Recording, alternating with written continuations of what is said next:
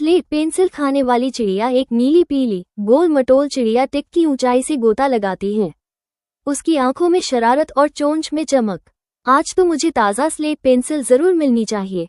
वो हवा में पंख फैलाकर घूमती है और एक पेंसिल वर्कशॉप के पास उतरती है। वर्कशॉप के बाहर तोता टॉमी पंखों से पेंसिलें सजा रहा है। बस ये आखिरी डिब्बा रख दूं, फिर चाय पीने उड़ जाऊंगा।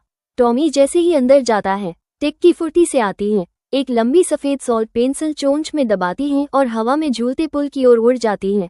फेदरलैंड की पंचायत बर्ड स्क्वायर में तोता, मैना, बुलबुल और उल्लू इकट्ठा हैं। मैना बोली, मेरे आज स्टॉल से 3 पेंसिल गायब। बुलबुल बोली, मेरे गाने लिखने की पेंसिल भी। उल्लू, उस्ताद, ये कोई मामूली बर्ड नहीं, ये है पेंसिल रानी टिक्की। सारे बर्ड्स गुस्से में पंख फड़फड़ाते हैं। बादलों में बना एक घोंसला जिसमें पेंसिलों का ढेर है। कुछ पेंसिलें तो सजावट में लगी हैं, कुछ चबाई हुई हैं। टिक्की मुस्कुराते हुए, वाह, स्लेट का नमकीन स्वाद और इसकी खुशबू, इससे बेहतर नाश्ता नहीं। वो एक पेंसिल को ठोक पीट कर टहनियों में फिट करती है।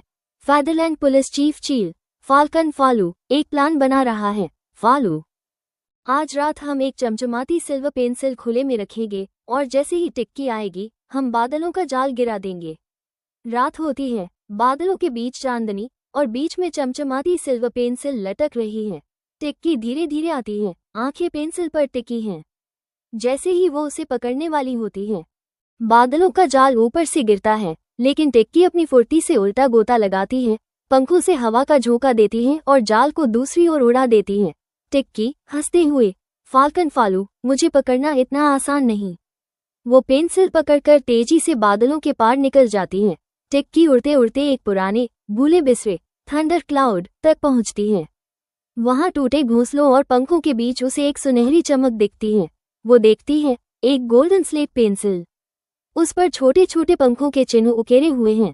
टिक्की पेंसिल को चोंच में लेती है और अचानक उसकी उड़ान की गति 3 गुना बढ़ जाती है।